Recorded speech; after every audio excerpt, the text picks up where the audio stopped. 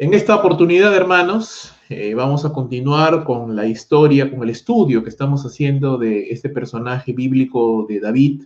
Y la semana pasada empezamos el inicio de la historia de David y vimos cómo empezó, cómo Dios lo tomó de las ovejas, de ser un muchacho pues un poco menospreciado por su edad, por no darle mucha importancia, pero a la par que Saúl se había apartado del Señor y por ende el Espíritu de Dios se había alejado de Saúl. También el Espíritu de Dios había venido sobre David, al cual Samuel había ungido para ser el siguiente rey y reemplazo de Saúl. Vimos que, si bien es cierto, David fue ungido digamos, en su adolescencia, siendo un jovencito, un muchachito de probablemente 14, 15, 16 años, no llegó a ser rey sino muchos años después, aproximadamente 13 años después. Y todo ese lapso de tiempo fue un lapso de tiempo que, uno, Dios utilizó para preparar a David; dos, que también Dios le dio la oportunidad a Saúl de que se arrepintiera, no probablemente para que no pierda el reinado, sino para que restaurara su comunión con Dios. Al final, nos vamos a centrar ya en la historia de David, porque ya de Saúl hemos estudiado, ya hemos hablado mucho acerca de David, de Saúl. Ahora vamos a empezar a hablar más de David. Y en esta oportunidad vamos a estudiar el capítulo 17 de Primera de Samuel, un capítulo que es extenso, pero sin embargo es una historia muy hermosa, una historia, creo yo, que todos los cristianos conocemos en mayor o menor medida, sea porque lo hemos escuchado en la escuela dominical, porque lo hemos escuchado en alguna predicación, en alguna clase, en alguna reflexión o un devocional. La historia tan famosa de David y Goliat. Y no voy a hacer un estudio demasiado exhaustivo, ni vamos a pararnos en demasiados puntos que ya conocemos, pero sí quisiera enfatizar en la historia de David y de Goliat cómo algunas cosas importantes, cómo Dios prepara a los hombres a los que Él está llamando y cómo Dios, hermanos, libra a su pueblo y librará a su pueblo siempre, aquellos que confían en Él. Así que hoy vamos a ver, hermanos, la parte número 2 de la serie de David, el dulce cantor de Israel, David y Goliat, este tremendo hombre de Dios. Primero, tenemos que recordar como línea de idea de este capítulo es que Dios siempre libra a su pueblo, lo libra, lo ha librado y lo librará. Siempre Dios es libertador, Dios es salvador y Dios siempre libra a su pueblo de sus enemigos. ¿Y cómo lo hace? Lo hace a través de hombres llenos de fe, de valor y de confianza, no así a través de hombres temerosos que no confían en Dios. Y el mejor ejemplo es David. David, un hombre lleno de fe, lleno de confianza, lleno de valor. Dios lo utilizó para librar a su pueblo y esto no es más que un anticipo, ¿no?, que una señal de lo que Cristo haría por nosotros muchos siglos después.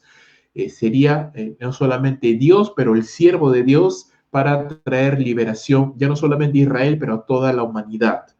Si vamos a estudiar este capítulo, lo vemos dividido en cuatro secciones. La primera, Dios no libra por medio de hombres temerosos, Dios más bien nos libra por medio de hombres que buscan su gloria, Dios nos libra por su poder, no por medios humanos, y Dios nos libra para dar testimonio de su poder y de su gloria. Si bien es cierto, los personajes principales en esta historia son David y Goliat, realmente el protagonista principal y el que hace posible tanto que David venza como que Goliat sea derrotado es el Señor, es Dios quien está propiciando la victoria sobrenatural de un muchachito de 15 años frente a un hombre experto en el combate, quien no utiliza un ejército para derrotar a Goliat, sino utiliza a un muchacho, simplemente lo hace para mostrar su gloria, para mostrar su poder, para que su nombre sea enaltecido por toda la tierra. Así que eso es algo que tenemos que tener siempre presente. En primer lugar, vamos a empezar entonces a leer la historia y acompáñame por favor a Primera de Samuel, capítulo 17, versículo número 1, y leamos. Los filisteos juntaron sus ejércitos para la guerra y se congregaron en Soco, que es de Judá, y acamparon entre Soco y Aseca, que en Efes Damim. También Saúl y los hombres de Israel se juntaron y acamparon en el valle de Ela y se pusieron en orden de batalla contra los filisteos. Y los filisteos estaban sobre un monte de un lado e Israel estaba sobre el monte al otro lado y el valle entre ellos. Salió entonces del campamento de los filisteos un paladín, el cual se llamaba Goliat, de Gat, y tenía de altura 6 codos y un palmo, y traía un casco de bronce en su cabeza y llevaba una cota de malla, y el peso de la cota 5.000 siclos de bronce. Sobre sus piernas traía grebas de bronce y jabalina de bronce entre sus hombros. El asta de su lanza era como un rodillo de telar, y tenía el hierro de su lanza 600 siclos de hierro, y iba su escudero delante de él. Y se paró y dio voces a los escuadrones de Israel diciendo: ¿Para qué os habéis puesto en orden de batalla? ¿No soy yo el filisteo y vosotros los siervos de Saúl? Escoged entre vosotros un hombre que venga contra mí. Si él pudiere pelear conmigo y me venciere, nosotros seremos vuestros siervos, y si yo pudiere más que él y lo venciere, vosotros seréis nuestros siervos y nos serviréis. Y añadió el filisteo: hoy yo he desafiado al campamento de Israel. Dadme un hombre que pelee conmigo. Oyendo Saúl y todo Israel estas palabras del filisteo, se turbaron y tuvieron gran miedo. ¿Qué empezamos a ver entonces al inicio de esta historia? Sabemos, hermanos, siempre, por lo menos durante el reinado de Saúl, los filisteos fueron una fuerza enemiga que constantemente estaba acosando. Claro, al inicio del reinado de Saúl, cuando Saúl todavía caminaba con Dios, Saúl podía vencerlos, tenía ese valor, esa fortaleza dada por el Espíritu Santo y vencía realmente a los filisteos. Pero cuando Dios se aparta de Saúl por la desobediencia de este hombre, Saúl ya no tenía el poder para poder vencer a sus enemigos, y ahora vemos que este hombre tenía temor. El que era otrora un gran líder militar, ahora temblaba de miedo ante la amenaza de los filisteos. ¿Y cuál era su temor? ¿Cuál era su principal preocupación? Bueno, la principal preocupación de Saúl se llamaba Goliat.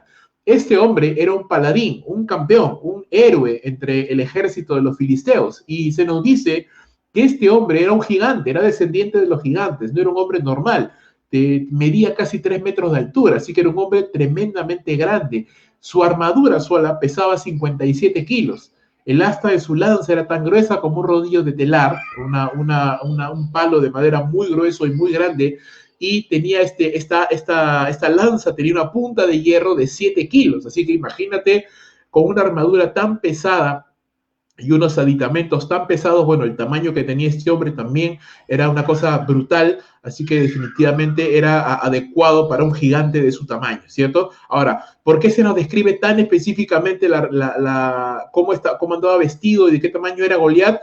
Pues nos ayuda a entender que era humanamente muy difícil, hermano, casi imposible que un solo hombre de tamaño normal, ¿no? Un hombre de 1,70 m aproximadamente, pudiera vencer a un hombre de que casi le doblaba el tamaño, ¿no? Era un hombre tremendamente grande, diestro en el combate, así que era muy difícil, se nos muestra que era muy difícil que este hombre pudiera ser vencido. Ahora, este Goliat se pone en medio de los dos ejércitos, él en representación del ejército de los filisteos, para retar al pueblo de Israel. ¿Y cuáles son sus reclamos? Hace 2 reclamos principalmente. En primer lugar, les hace una pregunta al ejército de Israel: ¿para qué salen a pelear? Dice, si van a perder, ¿no? Un poquito tratando de desmotivar al pueblo de Israel, ¿no?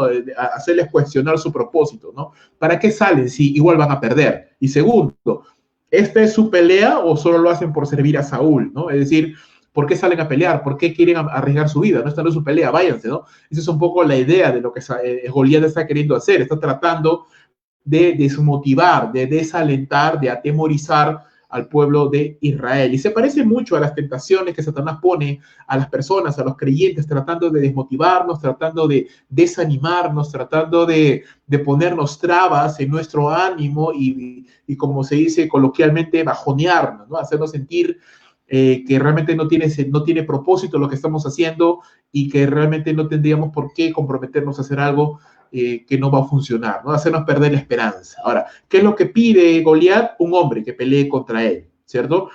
Y la condición es esta, ¿no? Si este hombre me vence, nosotros los filisteos seremos vuestros siervos. Si este hombre es derrotado, ustedes serán nuestros siervos. Por supuesto, era una petición que hubiera parecido normal si este hubiera sido un hombre normal, pero no era un hombre normal, era un gigante. Así que dice la escritura que ante las demandas de Goliat, Saúl y todo el reino de Israel tuvieron gran temor, temblaron de miedo ante ver a este tremendo hombre delante de ellos, y no se atrevieron ninguno, ni Saúl, y sabemos que la Biblia nos dice que Saúl era alto, más alto que todo el pueblo de Israel, dice que era una cabeza de los hombros para arriba, era más alto que todo el pueblo de Israel, así que ni aún Saúl, que era un hombre alto, podía y tenía temor de este gigante Goliat.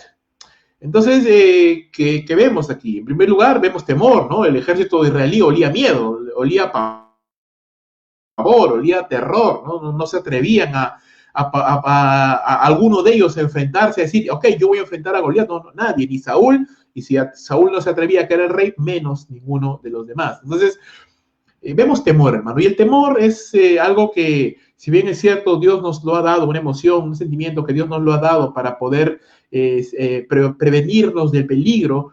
El miedo, el temor ya es un poco más profundo y se centra en las circunstancias, ¿no?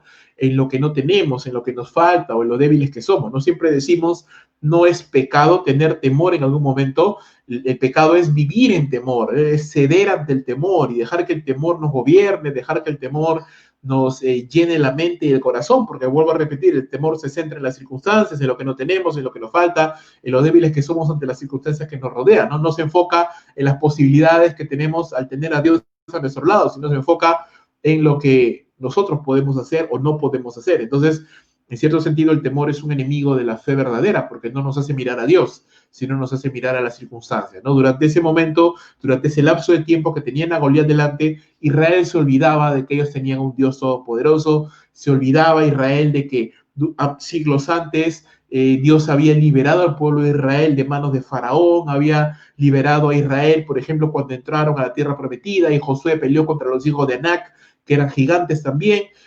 Se olvidaron de toda esa historia, se olvidaron de todo lo que Dios había hecho y que podía hacer nuevamente por causa del temor. Entonces es muy peligroso, hermanos, vuelvo a repetir, no tener miedo, porque en algún momento sentimos temor de algo, tenemos temor de lo desconocido, tenemos temor de algo que nos puede atentar con nuestra vida. El problema es cuando cedemos a vivir en temor, cuando constantemente nos quedamos ahí en el temor y no alzamos nuestros ojos hacia arriba a mirar las posibilidades que tenemos al tener a Dios de nuestro lado. La historia continúa y aparece ya en escena David, el joven David, ¿no? Y se nos dice ahora que David era hijo de aquel hombre frateo de Belén de Judá, cuyo nombre era Isaí, el cual tenía 8 hijos. Y en el tiempo de Saúl este hombre era viejo ya y de gran edad entre los hombres. Y los 3 hijos mayores de Isaí habían ido a seguir a Saúl a la guerra. Y los nombres de sus 3 hijos que habían ido a la guerra eran Eliab, Abinadab y Sama.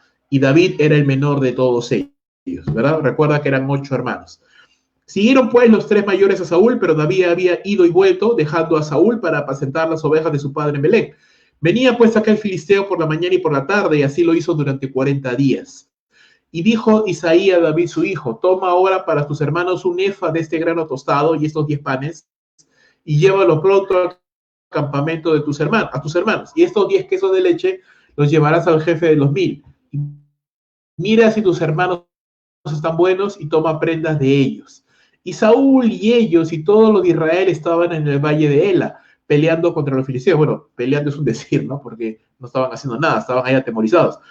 Se levantó pues David de mañana y dejando las ovejas al cuidado de un guarda, se fue con su carga como Isaí le había mandado y llegó al campamento cuando el ejército salía en orden de batalla y daba el grito de combate. Y se pusieron en orden de batalla Israel y los filisteos, ejército frente a ejército. Entonces David dejó su carga en mano del que guardaba el bagaje y corrió al ejército. Y cuando llegó preguntó por sus hermanos si estaban bien.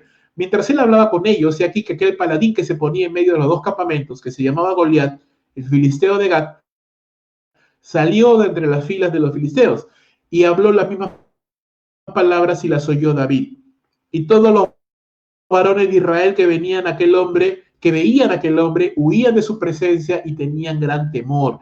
Y cada uno de los de Israel decía, ¿no habéis visto a aquel hombre que ha salido? Él se adelanta para provocar a Israel. Al que venciere, el rey le enriquecerá con grandes riquezas y le dará su hija y eximirá de tributos a la casa de su padre en Israel.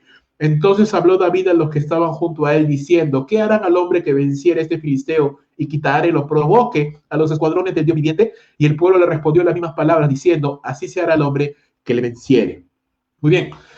Continuando la historia, se nos dice que 3 de los hijos de Isaí, los mayores, habían ido a la guerra acompañando a Saúl, Eliab, Abinadab y Saba. Por lo menos sabemos que Eliab también era un hombre bastante alto y de buena apariencia, pero aún él también tenía temor, igual que Saúl.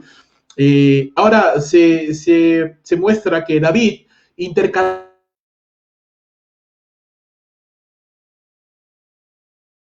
sus tiempos de servicio en el palacio sirviendo con Saúl. Recuerda que él iba al palacio a tocar el arpa cuando Saúl era atormentado por el espíritu inmundo, y cuando no estaba haciendo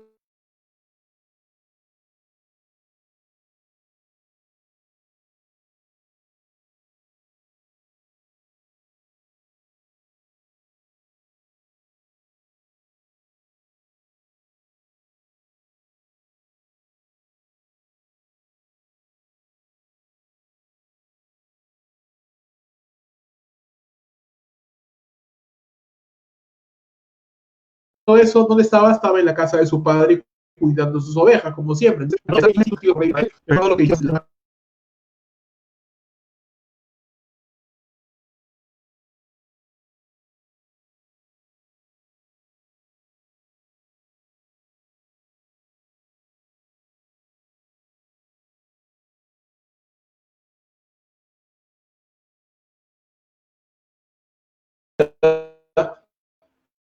que durante 40 días el pueblo de Israel salía, se ponía al frente en posición de combate, el ejército salía, hacía todas las maniobras adecuadas, los filisteos también, pero los filisteos siempre tenían su misma arma, ¿no? Cuando ya estaba todo listo para empezar el combate, salía Goliat de en medio de los filisteos, hacía el reclamo, hacía el a los filisteos. Entonces regresaban humillados durante 40 días. Imagínate, es un poco hasta cómico porque era un ejército que todos los días se levantaba para hacer sus ejercicios marciales, es decir, ponerse en orden de batalla, los arqueros listos, los de a pie, la infantería lista, la caballería lista, todos con sus armas, listos para atacar, y cuando ya están a punto de atacar y el comando allí listo para dar la voz de que empiece la batalla, sale Goliat, los atemoriza y vuelven a regresar nuevamente a sus tiendas hasta el siguiente día, donde vuelven a hacer lo mismo durante 40 días. Es una cosa muy curiosa porque ni avanzaban ni retrocedían, estaban estancados en el temor. No peleaban contra los filisteos, pero tampoco huían de los filisteos permanentemente, se quedaban allí, pero atemorizados de todo lo que les podía pasar si Goliat se enfrentaba con ellos. Así que era un momento de humillación, y eran 40 días de despropósito realmente, porque no se hacía nada, y más bien eran 40 días que tanto Goliat como los filisteos humillaban y iban a pelear contra él. En ese contexto,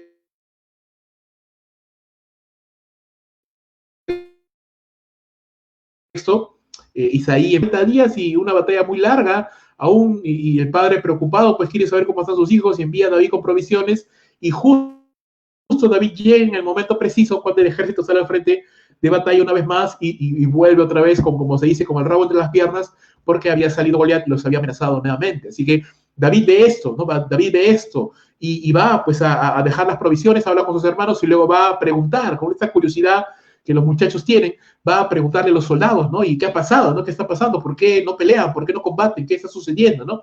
Y los hombres de Israel, medio con una morbosa admiración, ¿no? Entre admiración y miedo, dicen que no has visto a este hombre, este gigante que ha salido, ¿no? Y por eso digo una morbosa admiración, porque parece que estuvieran hablando con una admiración de este gigante, pero a la vez con temor.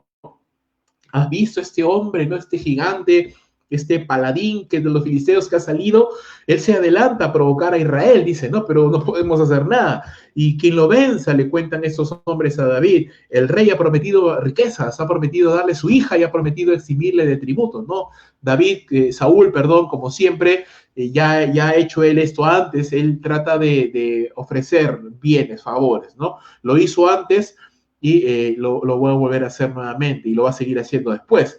Entonces, interesante porque en todo caso quien era llamado a salir a pelear contra Goliat era el rey, ¿no? El rey era más alto que todos. Así que él era la cabeza, el jefe allí, así que tenía que salir a dar la cara, pero no, él estaba ofreciendo más bien a ver si alguien se animaba a hacerlo, ¿no? Y ofrecía a su hija, ofrecía riquezas, ofrecía bienes. Y las palabras de David, pues al enterarse de todo esto es, ¿y quién es este filisteo circunciso que se atreve a provocar a los escuadrones del Dios viviente, ¿no? Para David era extraño y vemos que David tenía una mentalidad, tenía un ADN diferente al pueblo de Israel, mientras el pueblo de Israel estaba mirando lo grande que era Goliat y lo imposible que era vencerlo, David estaba pensando en otros términos, no estaba pensando en términos del físico de Goliat, ni de la amenaza que supondría pelear contra él, sino estaba pensando en lo que estaba detrás de esto, qué significaba el hecho de que Goliat saliera todos los días, retar a Israel, no encontrara ningún enemigo y se regresara muy contento y muy orando a su casa, a su tienda, perdón, alegre y feliz, burlándose de Israel. Para David eso era una humillación, para David eso era una deshonra al nombre de Dios y al ejército de Dios, Israel, el cual representaba al Señor. Entonces, para David, Para los israelitas era un tema de lógica, era un tema de números, era un tema de un hombre de 3 metros con una armadura muy pesada, imposible que alguien lo venza.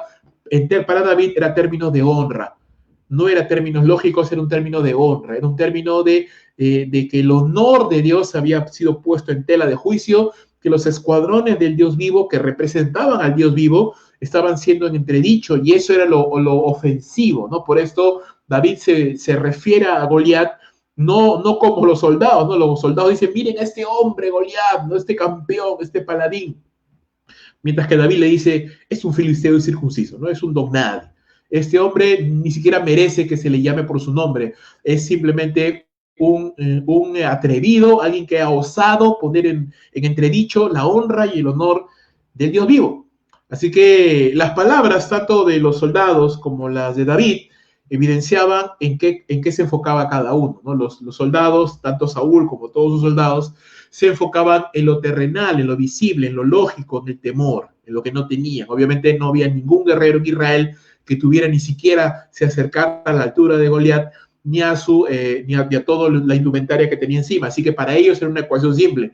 Nadie puede vencer, simplemente estamos perdidos. Y para David, no. Para David era un asunto de honra, era un asunto de testimonio, era un asunto de que el honor de Dios había sido vindicado, había sido de alguna manera envilecido cuando este hombre se atrevía a ofender al ejército de Dios y por ende a Dios a quien representaba. Para él no era un problema de física, para él era un problema de honor. El honor de Dios estaba en juego.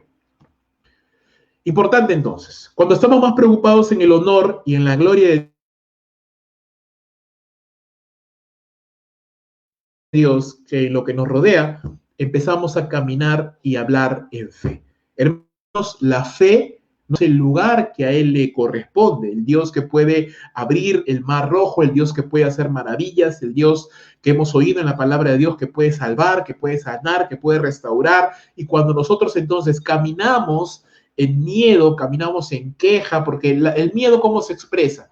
Se expresa en quejas, se expresa en autocomiseración, se expresa en dolor, se expresa en angustia, se expresa en incredulidad, el temor se expresa de muchas maneras, la falta de fe se expresa de muchas maneras, y cuando nos expresamos de esas maneras, entonces, de un sentido, estamos deshonrando el nombre de Dios, porque no nos llamamos nosotros cristianos, no nos llamamos nosotros aquellos que confiamos en el Señor, no confiamos en un Dios que es poderoso, que es grande, que es magnífico. Entonces, cuando nos quejamos de lo que no tenemos y lo que no somos y lo que no podemos lograr, entonces estamos deshonrando el nombre de Dios, porque recuerda, tú representas a Dios en este mundo como cristiano, obviamente. Entonces, si yo ante las personas tengo un testimonio de queja, de desánimo, de que, ¿sabes qué?, de pesimismo, de que todo va a ir mal, de que no voy a poder lograr lo que yo quiero, que nunca tengo lo que quisiera, estamos deshonrando el nombre de Dios, porque estamos diciendo qué clase de Dios es este que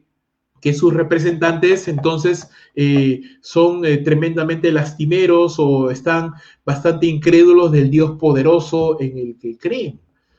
Entonces, hay que pensar en esto, ¿no? Estar más preocupados en el honor, en la gloria de Dios, en el testimonio, en el buen nombre de Dios, que ha dejado evidencias claras en la palabra, que Él salva, que Él libra, que Él contesta las oraciones, que Él guarda a sus hijos, que Él provee para sus hijos. Entonces, la fe, hermanos, no es algo místico, no es algo gaseoso, que simplemente es abrazado por los fanáticos. No, la fe es algo muy objetivo porque está basado, y racional, porque está basado en las sólidas enseñanzas y promesas. Como algún pensador cristiano decía, no tenemos fe en la fe, sino tenemos fe en Dios, ¿verdad? No tenemos fe en la fe ni esperanza en la esperanza, sino tenemos fe en Dios, quien ha dado evidencias claras en su palabra, en la historia de la iglesia, en el testimonio de muchas personas, ha dado evidencias claras de aquel que confía en Él, entonces no será, como dice la Escritura, no será avergonzado. Entonces hay que tener en cuenta esto. Nuestro testimonio puede honrar a Dios o puede denigrarle. Nuestro testimonio, nuestras palabras, nuestra actitud ante la vida puede darle la gloria a Dios o puede deshonrarle, porque recuerda, hermanos, a dónde vamos. siempre estamos representando a Dios, representamos al Evangelio. Entonces, mucho cuidado con nuestras palabras, mucho cuidado con nuestra actitud ante las circunstancias difíciles, mucho cuidado con las palabras de pesimismo, las palabras de angustia, con la desesperación, porque lo único que hacemos es deshonrar a Dios al dar testimonio de que no creemos en un Dios que realmente nos puede librar. Vuelvo a repetir, no estamos hablando de esperanza en la esperanza, ni fe en la fe, ni solamente una fe mística. No, estamos hablando de que si estamos haciendo las cosas de acuerdo a la voluntad de Dios y estamos creyendo en las promesas de Dios, Dios va a cumplir su palabra. Él va a ser fiel y solamente tenemos que confiar en el Señor.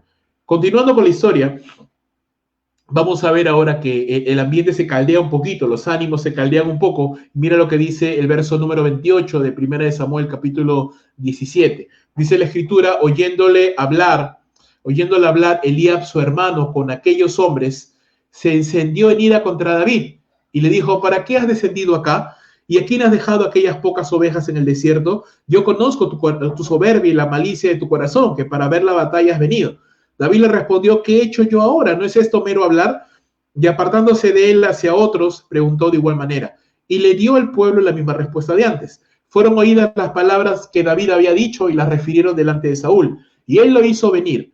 Y dijo David a Saúl, no desmaye el corazón de ninguno a causa de él. Tu siervo irá y peleará contra este filisteo. Dijo Saúl a David, no podrás tú ir contra aquel filisteo para pelear con él, porque tú eres muchacho y él un hombre de guerra desde su juventud.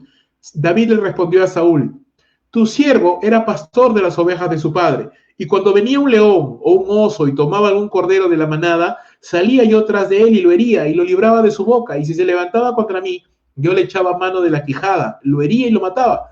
Fuese león, fuese oso, tu siervo lo mataba. Y este filisteo incircunciso será como uno de ellos, porque ha provocado el ejército del Dios viviente. Añadió David, Jehová, que me ha librado de las garras del león y de las garras del oso, él también me librará de la mano de este filisteo. Y dijo Saúl a David, ve y Jehová esté contigo. Y Saúl vistió a David con sus ropas y puso sobre su cabeza un casco de bronce y le armó de coraza. Y ciñó David su espada sobre sus vestidos y probó a andar, porque nunca había hecho la prueba. Y dijo David a Saúl, yo no puedo andar con esto porque nunca lo practiqué. Y David echó de sí aquellas cosas, ¿no? La armadura que Saúl le había dado. Tan menospreciado era el pobre David, hermanos, que ni aun su hermano mayor, ni no solo su padre, sino su hermano también, no lo apreciaba o confiaba en él, ¿no? Un poco digamos que lo acusa de estar allí merodeando entre los soldados solamente por la curiosidad, ¿no? Porque quiere provocar ahí que alguien salga a pelear y quiere ver la batalla, ¿no? Y lo acusa de esto. Claro, no, esa no era la intención de David. Claramente la intención de David era simplemente saber qué estaba pasando, pero el hermano pues lo acusa, Eliab lo acusa de malicia, lo acusa de soberbia, lo acusa de alguna manera deleitarse, ¿no? En la desgracia del ejército de Israel.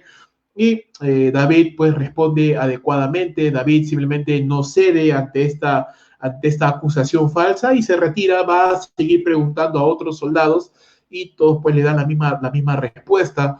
Y lo único que había hecho David hasta el momento, hermanos, era sorprenderse, ¿no? Sorprenderse y todavía no se había ofrecido la pelea contra David, no había dicho nada, solamente se sorprendía, ¿verdad? Se sorprendía, uno, de que hubiera un hombre que atentara contra la honra de Dios, Goliat, y también se sorprendía de que no había nadie en Israel que se pudiera parar a defender la honra de Dios, que dijera, ¿sabes qué? Tú no vas a estar otro día más parándote delante del pueblo de Israel y burlándote de Dios. Entonces, la sorpresa de David era doble, tanto por el lado de Goliat, que atentaba contra Dios y su ejército, tanto por el lado del ejército de Dios, porque no había nadie que se parara y tomara la decisión de pararse enfrente y defender la honra del Señor. Así que, pues las palabras de David, los comentarios y todo lo que estaba sucediendo llegaron a oídos de Saúl. Saúl hizo venir a David y aquí vemos que recién David se ofrece a combatir contra Goliat y la palabra que él usa es muy interesante, ¿no? Dice, no te preocupes, Saúl, no te preocupes, rey, ¿no? Yo me encargo. Nadie tiene que preocuparse, tranquilos, no se preocupen ni tengan temor. Yo me encargo, no te preocupes. Claro, esto es una muestra de gran iniciativa de parte de él, pero también pienso debió haber causado un poco de risas entre el ejército israelí, ¿no? Recuerda que él era un muchachito, él era un muchacho jovencito, ni siquiera seguramente llegaba a la mitad de la edad de todos los que estaban allí. Y claro, entre estos hombres que tenía muy poca fe en Dios, pues debió haber sido muy risible, ¿no? La actitud de David.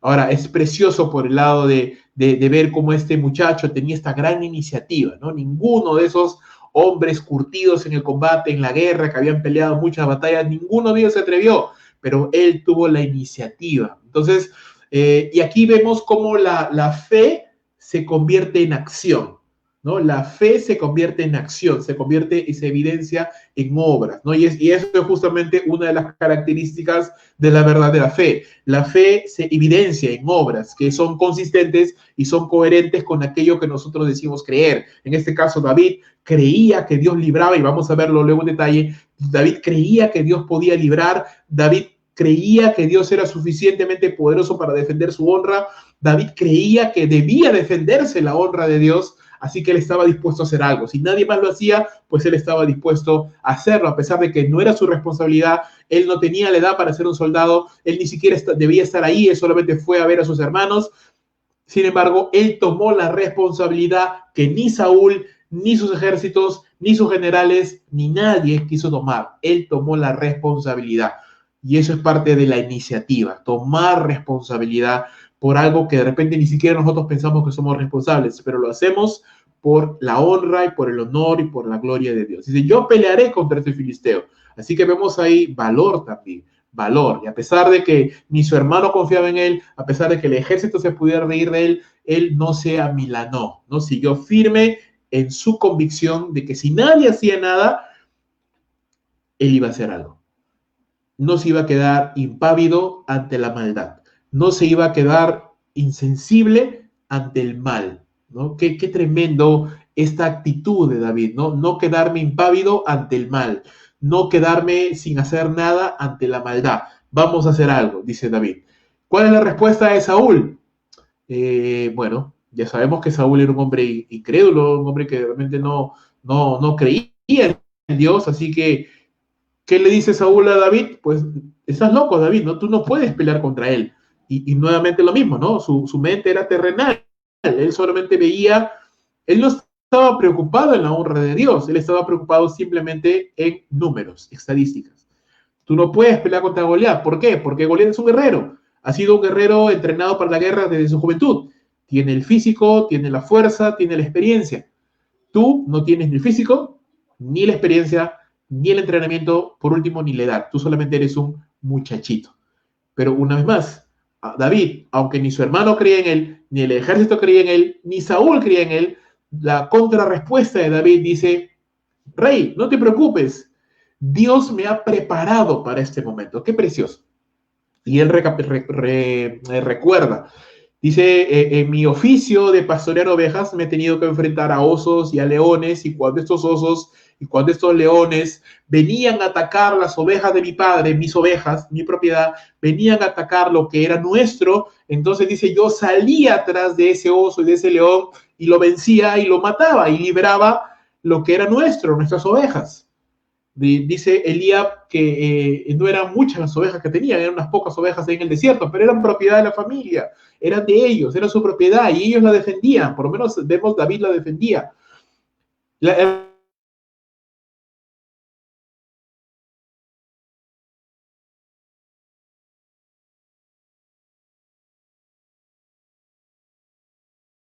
razonamiento de David es tan sencillo como a la vez maravilloso, ¿no?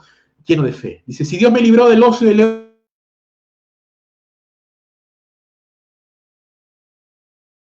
incrementa. Ahora su fe se acrecienta, porque ya no solamente él dice, yo voy a salir a pelear contra el filisteo, ¿ves? Su fe está creciendo. Primero, ¿quién es este filisteo circunciso que se atreve a deshonrar y a pelear contra ese filisteo? Y luego, ok, yo voy a salir a pelear contra él y lo voy a matar. ¿Por qué? Porque si Dios me libró antes, Dios me va a librar también ahora. Plena confianza en Dios. ¿Por qué? Porque el Goliat ha provocado al ejército del Dios vivo, ¿no? Sigue preocupado en el honor de Dios. Saúl quiso darle su armadura, pero al final David la rechazó. Lo único que él necesitaba ya lo tenía, hermanos, encima. No una armadura, sino el corazón. ¿Sí? Saúl tenía armadura, tenía ejército, tenía caballos, tenía espadas, tenía un ejército de soldados, pero no le sirvió de nada, porque su corazón era como de gelatina. Su corazón temblaba. David no tenía ni armadura, ni lanza, ni escudo, ni nada, pero tenía un corazón que no le cabía en el pecho, hermanos, un corazón lleno de valor, lleno de fe, lleno de fortaleza. Y, vuelvo a repetir, estaba dispuesto a hacer lo que nadie más quería hacer. Y para David era claro, era muy claro, hermanos, que si Dios lo había librado en el pasado, Dios lo iba a librar también en el presente. Es notable cómo ni Saúl, ni Eliab, ni ningún guerrero se atrevió a detener a un muchacho que se dispuso a hacer lo que ninguno de ellos quiso hacer. ¿Sí? Al final, tanto Saúl como los demás le dijeron, bueno, ve, ¿no? Ve. Ninguno se sintió un poco avergonzado, ¿no? Un poco, nos sentiríamos, bueno, yo me sentiría un poco avergonzado si un muchacho quiere hacer lo que yo no soy dispuesto a hacer. Y hermanos, aquí aprendemos también lo que siempre decimos, hermanos, nadie es indispensable. En la obra del Señor, nadie es indispensable. Pero Dios, ¿a quién quiere usar? Aquellos que están preocupados por la gloria de Dios, aquellos que están dispuestos a hacer algo contra la maldad de este mundo, aquellos que están dispuestos a actuar, a accionar. A estas personas Dios utiliza para la gloria de su nombre. Aquellos que están atemorizados, aquellos que están encerrados, aquellos que no quieren salir de su comodidad, aquellos que simplemente no quieren asumir la responsabilidad de sus actos, entonces simplemente se quedan a un lado.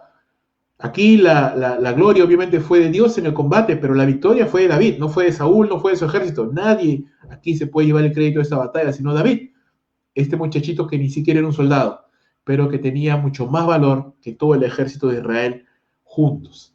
Hermanos, la protección de Dios en el pasado, me gusta este pensamiento, la protección de Dios en el pasado es una profecía de su protección en el futuro. Dios es fiel. Él prepara y libra a quienes confían en Él de todo corazón. Me gusta pensar de que Dios preparó a David para este momento con Goliat. ¿Cómo? A través de un oso, a través de un león. Que Dios permitió pruebas, que Dios permitió que David pasara en el pasado, que seguramente en ese momento para David no tendría mayor sentido, pero en el propósito, en la presencia de Dios, eso era una preparación para el momento en el cual David se enfrentaría con Goliat. Y siempre pienso en esto, si David no hubiera podido vencer al león, al oso, si no hubiera sido, imagínate, ¿no? Si hubiera tenido una actitud más derrotista, es decir, viene el oso y se lleva a su oveja y él dice, bueno, ¿qué me voy a meter a pelear con un oso, no? Ya pues se la robaron, ¿no? Se la robaron, ¿ya qué voy a hacer? No, David era de las personas que decían, no, yo no voy a quedar impávido ante un problema que está pasando, yo tengo que hacer algo. Si un oso viene a robarse una oveja nuestra, de mi familia, de mi padre, yo la voy a recuperar, aunque sea muerta, pero la voy a recuperar. No puede venir alguien a robar lo que es nuestro, simplemente así porque sí. Entonces David era un hombre que tenía este actuar, era un hombre de armas tomar, era un hombre de acción, era un hombre que no se conformaba con decir, bueno, pues si el oso vino y se robó mi oveja, bueno, habrá sido de Dios, ¿no?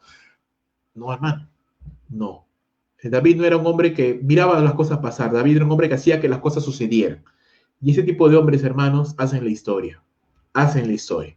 Y así como Dios preparó a David en el pasado, en este momento, y como David fue fiel en el pasado, aquí en este momento, ahora, con mucha mayor razón, él ya no salía a pelear por una oveja, sino salía a pelear por algo que era mucho más importante, el honor y la honra de Dios. Y si alguien quería robar la honra de Dios, si alguien quería robar el buen nombre de Dios y humillar al pueblo de Dios y por ende a Dios, él no iba a permitirlo. No permitió que un oso se llevara una oveja, con mucha mayor razón no iba a permitir que un filisteo incircunciso robara la honra y la gloria que le corresponde a Dios y lo llenara de vergüenza a su ejército. Así que él salió para hacer algo. Y Dios honra, hermanos, a quienes tienen ese corazón. Y terminamos con la última sección. Vemos el epítome de esta historia, ¿verdad? La parte final, dice el verso 40, tomó su cayado en su mano, David, y escogió 5 piedras lisas del arroyo y las puso en el saco pastoril, en el zurrón que traía, y tomó su honda en su mano y se fue hacia el filisteo. Y el filisteo venía andando y acercándose a David y su escudero delante de él.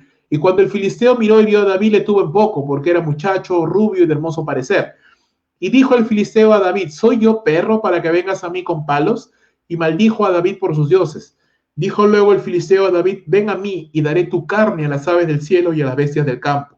Entonces dijo David al filisteo, tú vienes a mí con espada, lanza y jabalina, mas yo vengo a ti en el nombre de Jehová de los ejércitos, el Dios de los escuadrones de Israel, a quien tú has provocado.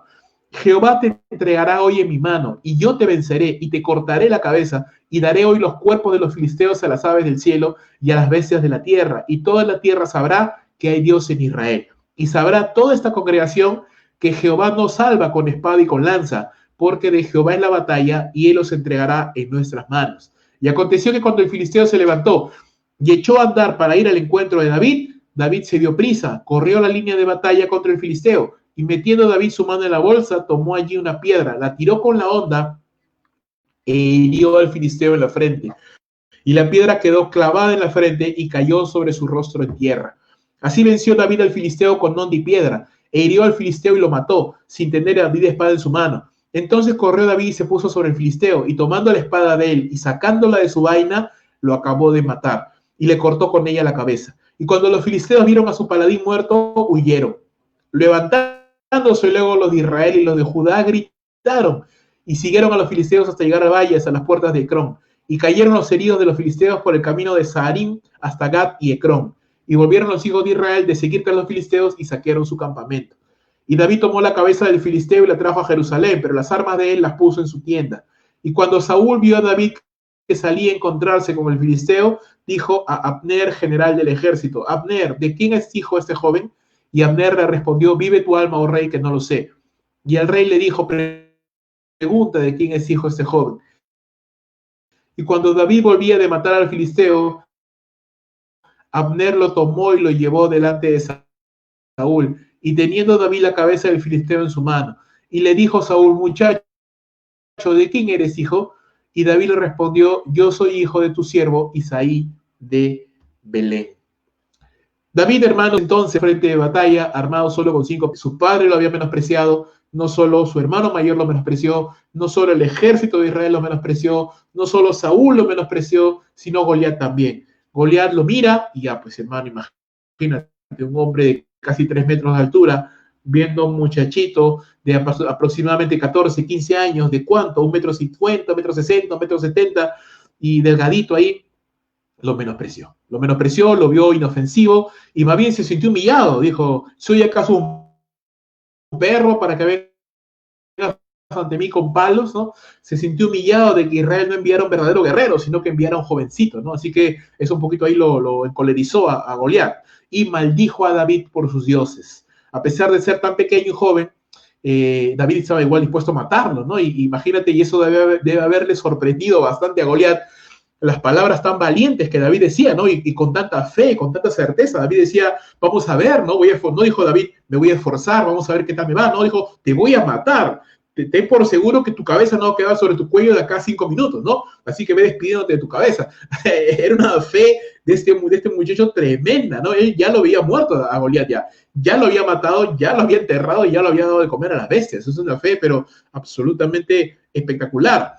Y David se enfrenta entonces, ¿verdad? Y dice algo muy interesante. David le dice: tú vienes ante mí con jabalina, con lanza, con armas humanas, pero yo vengo a ti en el nombre de Jehová de los ejércitos, es decir, como su representante, un adecuado representante, ¿verdad? El ejército de Israel, el pueblo de Israel, también representaban a Dios, pero eran malos representantes, no representaron bien a Dios. Recuerda, nosotros representamos al Dios al que adoramos, y Dios es un Dios de valor, es un Dios valiente. La Escritura dice: Jehová, poderoso varón de guerra, ¿no? Poderoso en el combate. Entonces, imagínate, un ejército tembloroso no está representando bien a Dios. Pero este David, a pesar de que era así flaquito y jovencito, él estaba representando correctamente a Dios. Era un digno representante de Jehová de los ejércitos, lleno de valor, lleno de fe, lleno de esperanza, lleno de confianza. Venía contra Goliat en el nombre del Señor, venía para defender el honor de Dios que había sido vindicado por los filisteos, venía seguro de que vencería a Goliat, y toda la tierra, dice, sabría que habría Dios, que hay Dios en Israel. Así que este acto de David tenía varias finalidades. Uno, era defender el honor de Dios. Dos, era librar al pueblo de Israel, porque nadie quería hacerse cargo del problema. Tres, era dar a conocer el nombre de Dios al mundo entero, que sepan que hay un Dios en Israel. ¿Por qué? Porque, hermano, si un muchacho de 15 años puede vencer a un gigante de 3 metros, definitivamente es porque Dios está en medio, ¿sí? Eso humanamente, aún para un guerrero experimentado, vencer a Goliat era muy difícil. que un muchachito venciera a Goliat era imposible, a menos que Dios esté en medio. Así que definitivamente eso iba a glorificar a Dios. Venía en misión para enseñarle a todo Israel que Dios nos salva con espada y lanza. David, hermanos, era una exhortación viviente en ese momento para Saúl y para todo Israel. ¿Sí? Saúl estaba confiando en sus lanzas, en sus jabalinas, en sus armaduras. David confiaba en Dios. David tenía más valor en ese momento que todo el ejército de Israel y quería no solamente glorificar a Dios en la tierra, sino que Israel aprenda. Israel, Dios no salva con espada y lanza. Dios salva con fe. Dios es el que salva a través de la fe, de la confianza. Cuando creemos en Dios, entonces Dios obra su mano a nuestro favor. Cuando creemos en el Señor, cuando ponemos nuestra esperanza en Él, entonces Dios mueve su mano a nuestro favor. Dios no está esperando que nosotros movamos dinero, ni recursos, ni contactos, ni nada. Dios nos salva con esas cosas. Dios nos salva, y cuando hablo de salvar, no solamente me refiero a la salvación del pecado, me refiero al sentido más general de la palabra salvar. Cuando nos salva, cuando nos libra de cualquier problema, de cualquier angustia, de cualquier tribulación, cuando lo hacemos por la fe. La salvación no solamente por la fe, hermanos, todo lo que tiene que ver con Dios es a través de la fe. Así que David pues va a la línea de batalla, Goliat va también listo para matar a este muchacho insolente, ¿no? Y David sacó una piedra de su honda, se preparó bien, apuntó y una sola piedra en el medio de la frente se la clavó, ahí le fracturó el cráneo y Goliat al suelo. David se acercó y imagínate ese cuadro, ¿no? En ese momento todos deben haberse quedado pues de piedra, los filisteos completamente asombrados de que su paladín, su campeón, cayera tan fácil con una piedra. Y Saúl y los demás completamente alucinados de cómo Dios puede hacer tan grandes cosas con una pequeña fe. Goliat cayó a la tierra. Saúl dice la Biblia que David venció a Goliat sin espada. Cayó en tierra, ahí inofensivo, el gigante que hasta hace unos minutos se veía completamente invencible, estaba tirado en la tierra, hermanos, completamente indefenso. Y el muchacho que aparentemente era indefenso, que era carne de cañón, tomó la espada misma de Goliat y le terminó de cortar la cabeza. En ese preciso instante dice que los filisteos huyeron, despavoridos, porque claro, si vencieron a su gigante ya no tienen ninguna posibilidad. Y recién en ese momento, ya parece cómico, ¿no? Recién en ese momento Israel se levantó a gritar, ¡ah!, como si fueran guerreros valientes. Por favor, pues, hermanos. Quisieron aprovecharse de la fama, ¿no? Ya David había hecho todo lo más difícil. Ellos se pararon solamente cuando ya todo estaba hecho. Pero bueno, igual persiguieron a los filisteos y los saquearon. David dice que guardó la espada de Goliat y llevó su cabeza a Jerusalén. Algo que también podemos ver acá, hermanos, en la victoria de David sobre Goliat, es un anuncio profético de la victoria de Cristo Jesús sobre el pecado de la humanidad. Así como David hizo lo que el ejército de Israel no pudo hacer, así también Cristo Jesús vino a hacer lo que la humanidad no puede hacer, vencer al pecado. Aquí Goliat es una especie de tipo de pecado. David nos apunta al Señor Jesucristo, el ejército de Israel nos apunta a la humanidad que no puede hacer nada frente al pecado, que está completamente indefensa ante el pecado, y viene Cristo Jesús y vence al pecado, lo vence y destruye esta amenaza y nos salva por medio de la fe. Así que si bien es cierto, como dije al inicio de esta meditación, los protagonistas son David y Goliat, realmente quien está detrás de toda esa historia y quien hace posible todo esto es Dios. ¿De quién está defendiendo el honor David? El honor de Dios. ¿De quién es vindicado ahora? Dios. ¿Quién es glorificado? Dios. Porque ¿quién puede hacer que un muchachito venza a un gigante? Dios, hermanos. Es Dios. Dios es glorificado en este momento.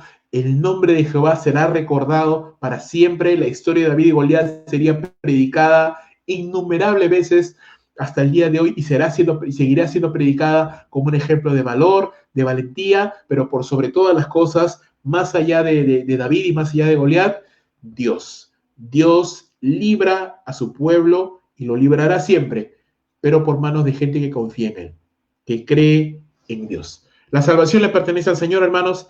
Él es quien libra a su pueblo, pero lo hace a través de hombres llenos de fe y de confianza en Él, que están dispuestos a hacer lo que otros no quieren hacer, que no permanecen impávidos ante la maldad, que toman iniciativa, que confían en Dios y que actúan en consecuencia, buscando el honor y la gloria de Dios, que Dios sea glorificado. Pero termino. ¿Qué aprendemos entonces, hermanos, de este bonito relato, de esta historia tan hermosa de David y de Goliat? ¿Qué aprendemos? Yo les digo, hermanos, seamos como David. ¿En qué sentido? Cuando otros tienen miedo, nosotros tengamos valor y fe. Cuando otros no hacen nada, cuando el nombre de Dios es menospreciado, nosotros hagamos algo. Si otros no evangelizan, nosotros evangelicemos. Si otros no sirven al Señor, nosotros sirvamos a Dios. Si otros están preocupados en cualquier tontería, menos en lo que realmente importa, que glorifica el nombre de Dios, no importa, hermanos, hazlo tú.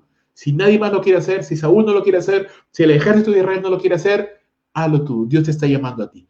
Él te está llamando a ti, y aunque tú digas, no, pero yo no tengo nada que ofrecer, yo soy joven, soy muchacho, no tengo mucha sabiduría, no tengo mucho entendimiento, no tengo muchos años en la iglesia, no tengo mucho dinero. No te preocupes, hermano. Dios hizo maravillas con David. Dios puede hacer maravillas contigo. Solamente, ¿qué necesitas? Tener fe en Dios y la disposición. Nada más.